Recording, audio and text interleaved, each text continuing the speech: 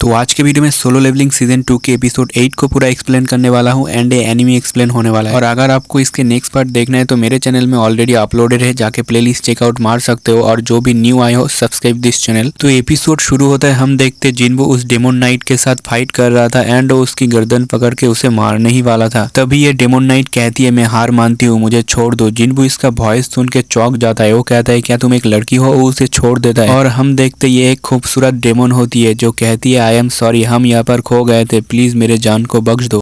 संग जिन्वो कहता है तुमने मेरी सोल्जर पर हमला किया और अभी माफी मांग रहे हो? संग जिन्वो कहता है क्या ये ठीक है कि तुम उस इंसान से अपनी जिंदगी का भीख मांग रहे हो जिसने तुम्हारे आदमी को मार डाला? लड़की कहती है एक नाइट का ड्यूटी होता है अपने मास्टर को प्रोटेक्ट करना, तो मुझे यकीन है कि अगर मैं सेफ रहूंगा तो नाइट खुश होगा। संग जिन्वो मन में कहता है मैं ऐसा सेल्फिश इंसान से कभी नहीं मिला, नहीं ये तो डेमन है। फिर भी जिन्वो कहता है कि मैं ऐसे इंसानों के शक्ल वाले ह्यूमन को छुरा तो नहीं मार सकता, लेकिन वो लड़की पीछे से छुरा मार देता है। लेकिन टास्क के प्रोटेक्शन बैरियर की वजह से संग जिन्वो को कुछ नहीं होता। जिन्वो अब थोड़ा गुस्से में कहता है तुम क्या करने की सोच रहे थे? ये लड़की तो अब जमीन पे अपना सर पटक के कहती है अगर तुम मेरी जान को बख्श दोगे तो मैं तुम्हें जो चाहिए वो दूंगा। जिन्वो भी लाइक ये लड़की कितना बेशरम है, but task gravitation skill use करके उस लड़की को ऊपर उठाता है एंड जिन्वो उससे पूछता है क्या तुम्हारे पास एंट्री पास है? वो लड़की कहती है एंट्री पास की सुरक्षा हमारे क्लैन के द्वारा किया जाता है, अगर तुम मुझे बिना नुकसान के घर वापस ले जाते हो तो मैं तुम्हें वो दे सकती हूँ। संग जिन्वो कहता है कि मैं सोच रहा था कि मुझे एंट्री पास क्यों नहीं मिल रहा, मुझे नहीं लगा था कि एंट्री पास को कहीं और जगह रखा गया है। वो लड़की कहती है ऊपर के फ्लोर का एंट्री पास कहाँ पर है? मुझे वो भी पता है, मैं तुम्हें वो बता सकती हूँ, बट तुम्हें मुझे और मेरे क्लैन के सेफ्टी का गारंटी देना होगा। बट यहाँ पर प्रॉब्लम ये है कि संग जिन्वो इस लड़की पर भरोसा करे या ना करे। एंड वो उस लड़की के करीब आके अपने अंदाज में पूछता है क्या मैं तुम पर भरोसा कर सकता हूँ? और लड़की तो डरे हुए कहती है मैं झूठ नहीं बोल रहा, मैं सच कह रहा हूँ। संग जिन्वो कहता है अगर तुम मुझे एंट्री पास देते हो तो मैं शांति से यहाँ से चला जाऊंगा, बट सबसे पहले मुझे ये बताओ तुम लोग हो कौन?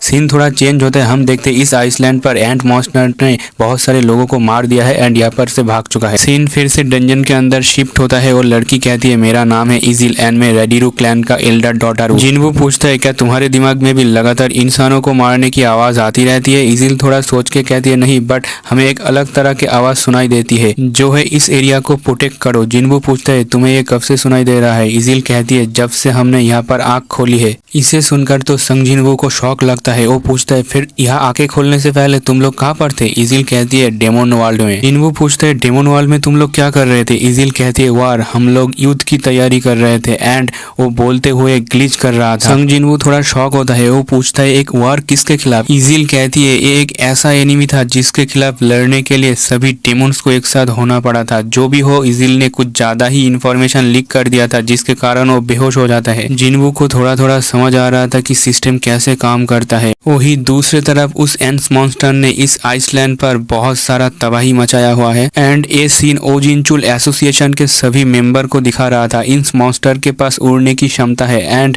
वो किसी भी डेंजर को सेंस कर सकता है एंड वहां से भाग सकता है। इस मॉन्स्टर ने बहुत सारे सिविलियन को मार डाला है। ये अटैक एक आइसलैंड पर हुआ है जो जेजू आइसलैंड से 150 किलोमीटर दूर है। इसका मतलब अगर वो एंट मॉन्स्टर अनदर डायरेक्शन में उड़ने लगा तो वो इजीली साउथ कोरिया के वांडो कंट्री में पहुंच जाएगा एंड साउथ कोरिया के पास इतना मैन पावर नहीं है जापान की तरह। वही गोगुन ही तो बहुत ज्यादा परेशान था कि साउथ कोरिया को अब कौन बचाएगा, इसलिए उनको जेजू आइसलैंड में जल्द से जल्द रेड मारना पड़ेगा। सीन थोड़ा शिफ्ट होता है, हम देखते इजिल जब तक बेहोश था संग जिन्वो उसे डेमोन्स के हमले से बचा रहा था। इस पर तो इजिल बहुत ही ज्यादा खुश होता है। जो भी हो अगले सीन में हम देखते ये लोग डेमन कैसल में आता है जो डेमन कैसल डंजन के अंदर मौजूद है। इजिल संग जिन्वो को यहाँ पर लाता है गेस्ट के रूप में। इजिल की डैड गुस्से में कहता है आखिर तुम यहाँ किसको लेकर आए हो? इजिल कहती है पिताजी ये आदमी हमारा एक इम्पोर्टेंट गेस्ट है। उसकी डैड गुस्से में कहता है ये किस तरह का मेहमान है जिसके पीछे अनगिनत शैडो सोल्जर छुपा हुआ है, क्या तुम्हें नहीं दिखाई दे रहा है इजिल? इजिल तो बहुत ज्यादा शॉक होती है। जिन्वो कहता है मैंने इजिल से प्रॉमिस किया है कि अगर मुझे एंट्री पास मिल जाए तो मैं इस जगह को शांति से छोड़ दूंगा। इजिल की डैड तो बहुत ही डरा हुआ था क्योंकि उसे पता था कि इस इंसान ने किस किस को मार के डेमन कैसल के इतने फ्लोर तक पहुंचा है।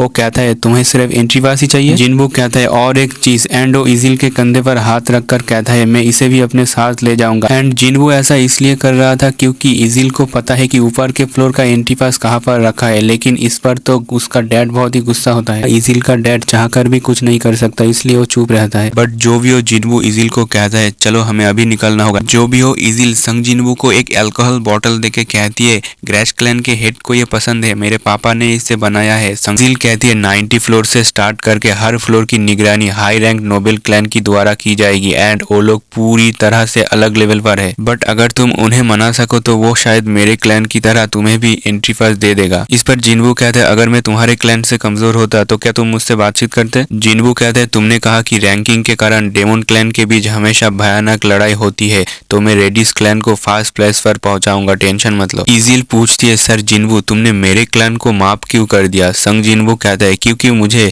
तुम पसंद हो। ये सुनकर तो इजिल खुश हो जाती है। वही जिन्बू मन में कहता है पता नहीं मुझे क्या हुआ है, पर जिन्हो के तरह मुझे भी शायद कुछ हो रहा है। जो भी हो इजिल ने जैसा कहा था सडनली 90 फ्लोर के बाद डिफिकल्टी बढ़ चुका है, बट जिन्बू ने 97 फ्लोर को कंप्लीट कर लिया है और उसका लेवल अब हो चुका है 90। जो भी हो जिन्बू इजिल को कहता है तुम अपने फ्लोर पे अब जा सकते हो, यहाँ से मैं खुद देख लूंगा। इजिल कहती है तो क्या अब आपके लिए मैं कोई काम का नहीं हूँ? जिन्बू उसकी कंधे पर हाथ रखकर कहता है तुमने अब तक अच्छा काम किया है, उसके लिए थैंक यू। बट इजिल कहती है मैं आपके साथ जाना चाहता हूँ, मैं भी देखना चाहता हूँ आप कैसे इस लड़ाई को जीतोगे। संग जिन्बू कहता है जैसी तुम्हारी मर्जी एंड ये दोनों एंटर करता है 98 फ्लोर पर। सीन हंटर्स गिल्ड में शिफ्ट होता है। मिस्टर चोई चाहाइन से कहता है हम दोनों को फोर्ट जेजू आइसलैंड के लिए कॉल आया था एंड हमारे कंट्री के सभी एस रैंक हंटर को भी बुलाया गया है। और मिस्टर चोई कहता है ऑफिशियली हमें पड़ोस के कंट्री के साथ कोऑपरेट करना होगा इस रेड मिशन को कंप्लीट करने के लिए। चाहाइन कहती है क्या इसका मतलब जापान के साथ? मिस्टर चोई कहता है हाँ अभी तक डेट तो कंफर्म नहीं हुआ है, बट मुझे लगता है कि रेड जल्दी ही शुरू होने वाला है क्योंकि बैटल प्लान को डिस्कस करने के लिए जापान का अल्ट्रा लार्ज गिल्ड आज इस कंट्री में आ रहा है। वही दूसरी तरफ डंजन के अंदर संग जिन्बू का लेवल हो चुका है 93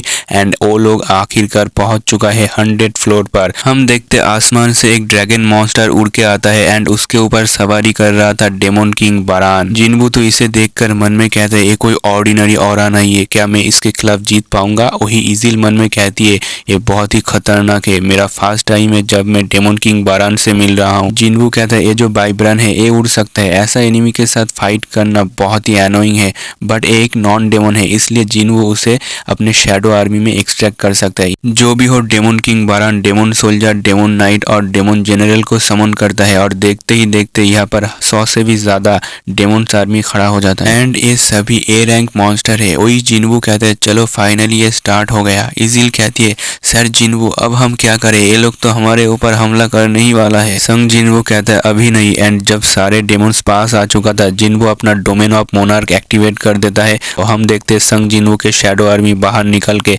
जितने भी लो रैंक डेमन्स था उन सबको मार देता है और बाकी के कुछ हाई रैंक डेमन बच गया था जिसे एक एक करके जिन्बू के अभी के स्ट्रॉन्गेस्ट शैडो यानी इग्रिस, टैंक, आयरन और टास्क संभाल लेता है। इसे देखकर इजिल कहती है ये बहुत ही अमेजिंग है, मैं हाईएस्ट फ्लोर पर पहुंच चुकी हूँ, बट ये पहली बार है जब मैं इसे लड़ाई करते हुए देख रहा हूँ, बट ये डेमन किंग बारान इस जगह का रूलर है। इजिल को समझ नहीं आ रहा था वो किसका साइड ले, तभी डेमन किंग बारान एक पावरफुल लाइट मैजिक यूज करके जिन्हू के सभी शैडो को मार देता है। जिन्बू इजिल को लेके इम्यूनिटी शील्ड में छुप जाता है, बट जिन्बू अब उस पर हमला करता है। वो उस वाइब्रन मॉन्स्टर के विंग्स पर हमला करने की कोशिश करता है, बट डेमन किंग बारान अपने लॉन्ग शॉट से उसे रोक लेता है एंड जिन्बू पर उल्टा हमला कर देता है। जिन्बू बहुत दूर जाके गिरता है। बारान उस पर एक जबरदस्त हमला कर देता है, बट जिन्बू पहले से ही वहां से हट जाता है। वो कहता है ये तो बहुत ही फास्ट हो गया है, ये मुझे पकड़ लेगा और पता नहीं मेरा रॉब कब तक डैमेज को झेल पाएगा। तभी जिन्बू देखते हैं टास्क ने बारान पर आग से जबरदस्त हमला कर देता है।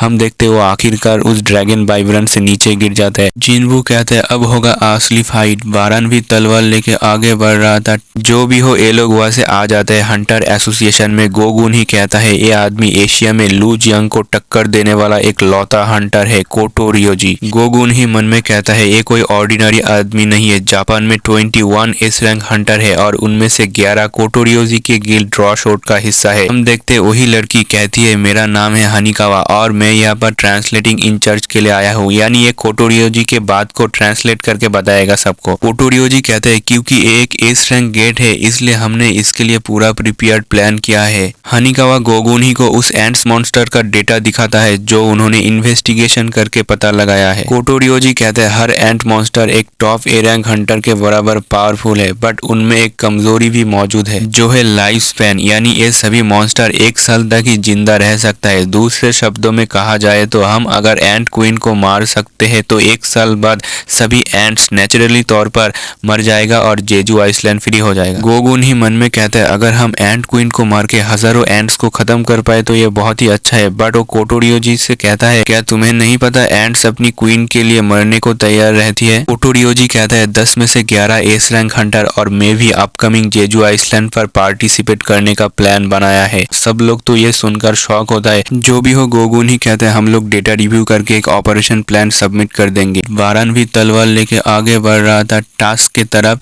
टास्क प्रोटेक्शन बैरियर यूज करते हैं बट कोई फायदा नहीं, एक ही स्लैश में वो खत्म। संग जिनवू का माना पावर बहुत तेजी से गिर रहा था। संग जिनवू को हेल्प करने के लिए टैंक भी यहाँ पर आता है बट बारन उसे भी एक ही झटके में मार देता है। आखिर लास्ट में इग्रिस आके बारन के राइट हैंड पर अपने तलवार से वार करता है। इसी चीज का फायदा उठा के जिनवू उस पर वाइटल स्ट्राइक कर देता है बट बारन उसे भी रोक लेता है। जिनवू तो बहुत ही शॉक हो जाता है इसे देखकर। बारन उसका सर पकड़ के मारने ही वाला था तभी इग्रिस एंड आयरन आके अपने तलवार से बारन का शॉट रोक लेता है। वही जिनवू अपना 2 खंजर डेमन किंग बारन के सीने में घुसा देता है एंड उसे अच्छा खासा डैमेज देता है बट बारन गुस्से में अपने ऑरा निकालता है। हम देखते उसने फिर से दोनों हाथों में 2 नया तलवार निकाल लिया है। संग जिनवू भी सेम फुल स्पीड में उसके तरफ अटैक करने दौड़ता है। हम देखते इन दोनों का तलवार एक दूसरे से टकराता है। जिनवू उस पर एक अल्टीमेट वाइटल स्ट्राइक कर देता है लेकिन बारन फिर से थंडर लाइट यूज करता है एंड जिनवू के दोनों तलवार उसके हाथ से नीचे गिर जाता है। बारन उस पर फिर से वही थंडर लाइटिंग यूज करने वाला था। जिनवू तो शॉक होता है कि इसका माना अभी तक खत्म नहीं हुआ। हम देखते इजिल एक तलवार बारन के ऊपर फेंक के मारती है एंड उसका ध्यान भटक जाते ही Jinwoo dominator touch skill use करके एक अल्टीमेट पंच मार के डेमन किंग बारन को मार डालता है